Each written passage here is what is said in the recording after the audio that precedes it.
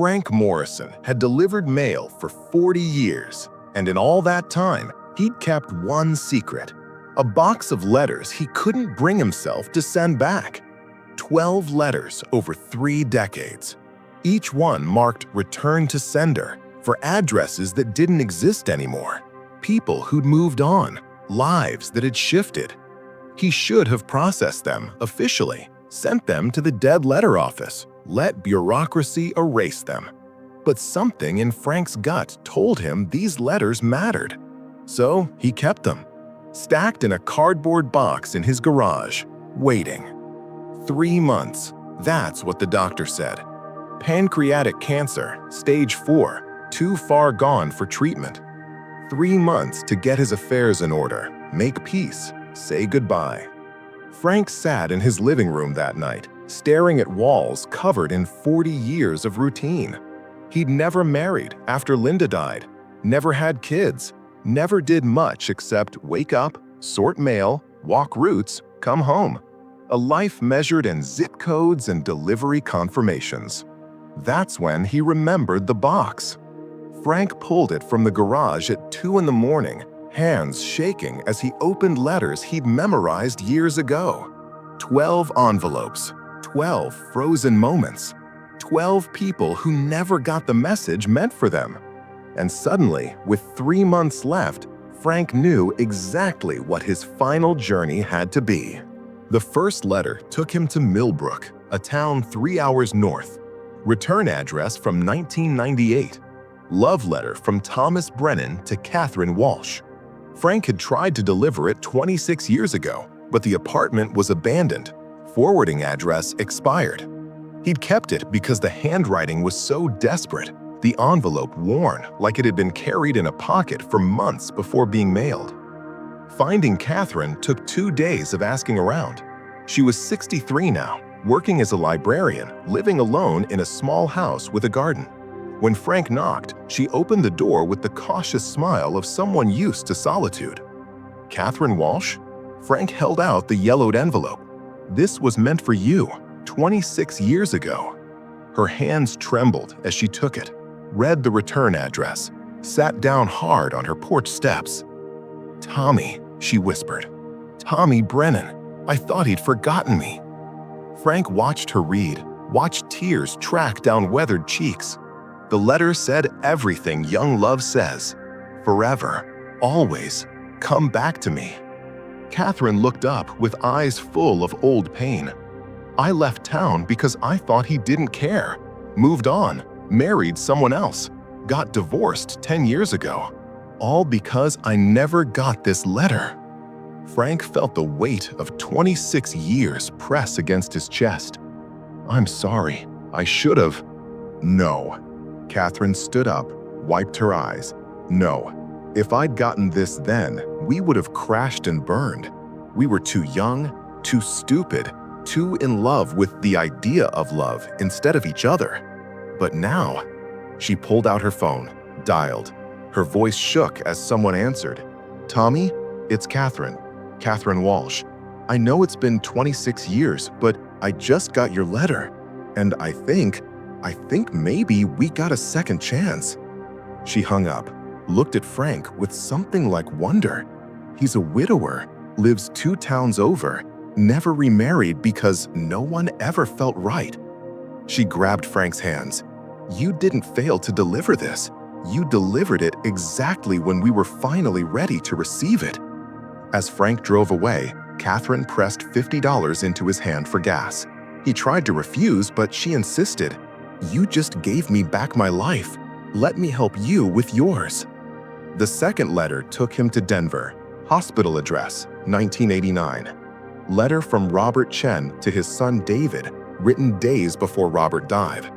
Frank had tried to deliver it, but David Chen had been transferred to a different prison, paperwork lost in bureaucracy. The letter had come back, and Frank had held on to it, knowing a son deserved his father's last words. Finding David took longer. He'd been released 15 years ago, now worked construction, lived in a modest apartment. When Frank knocked, a man in his 50s opened the door with the careful neutrality of someone who'd learned to trust slowly. David Chen, I have a letter from your father, Robert Chen, written 35 years ago. David's face went absolutely still. Then he took the envelope like it might shatter, sat at his kitchen table, read in silence. When he looked up, his eyes were wet. My father wrote this 3 days before he died. I was in prison for robbery. Stupid kid mistake that cost me everything. He came to visit once, but I refused to see him, too ashamed. He died thinking I hated him. Frank sat down without being asked. What does the letter say? That he forgives me, that he's proud I'm trying to change, that he loves me no matter what. David's voice broke. I've carried guilt for 35 years, thinking he died hating me. And all this time, there was forgiveness waiting.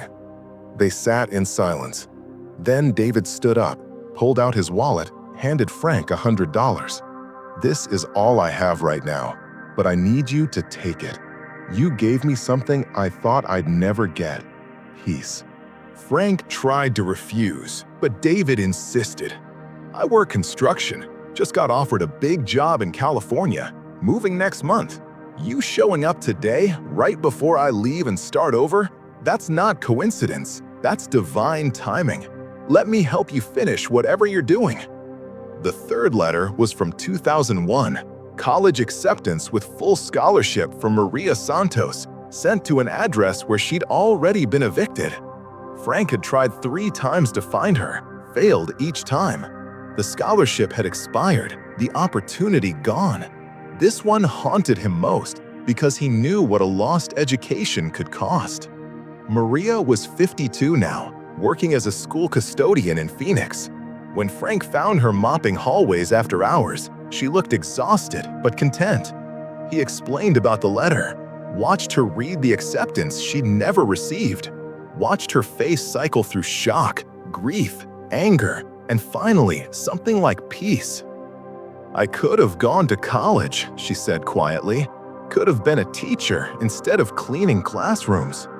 Frank waited, heart heavy with guilt. Maria smiled through tears. But if I'd gone, I wouldn't have had my 3 kids.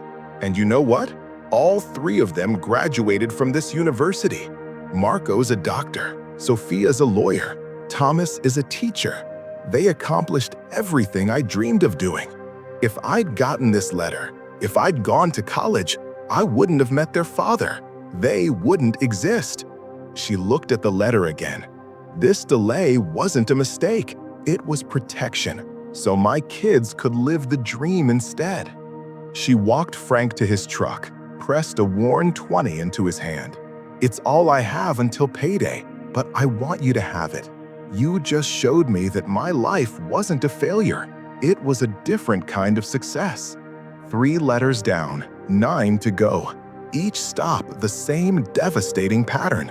Letters that arrived too late, revealing themselves as perfectly timed protection.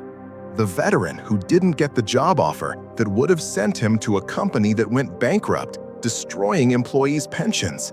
The woman who didn't receive her boyfriend's proposal that would have trapped her in an abusive marriage. The teenager who didn't get his band's acceptance letter to a tour that ended in a fatal bus crash. Each person Frank found was exactly where they needed to be. Each delay had saved them from something worse, and each one, without being asked, gave Frank something. Money for gas, a meal, a place to sleep, small kindnesses that kept adding up, keeping his journey alive. By letter 11, Frank had driven through 6 states. His body was failing, pain constant now, exhaustion bone deep. But he had 1 letter left, the one he'd never open because it was addressed to him. Written by Linda, his wife, before she died of cancer 10 years ago. Sent to his old address before he'd moved, returned to sender. He'd kept it sealed, unable to face her last words. Frank pulled into a rest stop outside his hometown, sat in his truck as the sun set, finally opened the envelope with shaking hands. "My dearest Frank," it began. "If you're reading this, I've been gone for a while. And knowing you've been carrying guilt like stones in your pockets. Stop. You gave me 40 beautiful years. You held my hand through every moment. You were there. You didn't fail me. Now I need you to do one more thing. Forgive yourself. Rest. Let go. And know that I'll be waiting. We'll deliver each other home. All my love. Forever. Linda. Frank sat there crying until a soft knock on his window startled him. A woman in scrubs stood there, late 50s, kind eyes. "Sir, are you okay?" He wiped his face. "Just reading a letter from my wife." The woman's expression shifted to recognition. "Frank? Frank Morrison? You delivered my wedding invitation 20 years ago, through a blizzard. You personally made sure it got there, because you said love shouldn't wait for good weather. I'm Emily. I'm a hospice nurse now. And I think you need help." Frank looked at her face and saw what he'd been denying. He was dying. Right now. The journey was ending. Emily called an ambulance, rode with him, held his hand as the cancer finally won. In his last conscious moments, Frank understood. Every letter he'd held back had protected someone. Every delay had been divine intervention. He'd spent 40 years not just delivering mail, but unknowingly serving as a guardian of timing.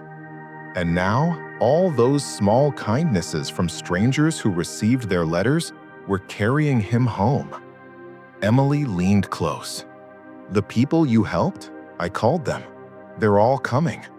They wanted you to know that everything you gave them came back, not just to you, but through you. You were never just a mailman, Frank. You were proof that kindness always returns." As Frank's eyes closed for the last time, he felt Linda's hand in his. Not metaphorically, really there. And he understood the final lesson.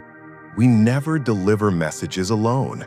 We're all letters in transit, all finding our way home, all part of a system bigger than we can see, where nothing is ever lost and everything arrives exactly when it should. The funeral was standing room only. Strangers from 6 states, all carrying envelopes, all because one mailman believed that some messages were too important to send back, and that delays aren't always mistakes. Sometimes they're protection, sometimes they're preparation, and always they're love, making sure we're ready to receive what we need most.